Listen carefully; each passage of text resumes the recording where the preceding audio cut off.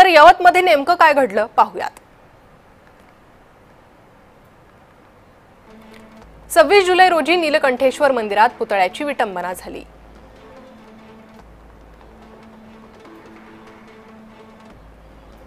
पुतळ्याच्या विटंबनेनंतर तणावाचं वातावरण होतं।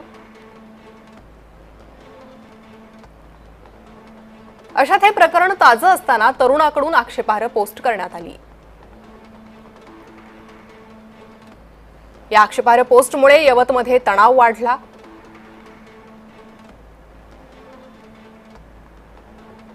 आक्षेपार्ह पोस्टमुळे वातावरण तापलं। जमावाकडून तरुणाच्या घराची तोडफोड करण्यात आली।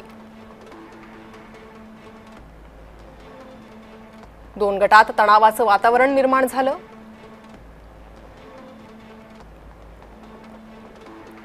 तर यानंतर जमावाकडून तोडफोड आणि जाळपोळ देखील करण्यात आली।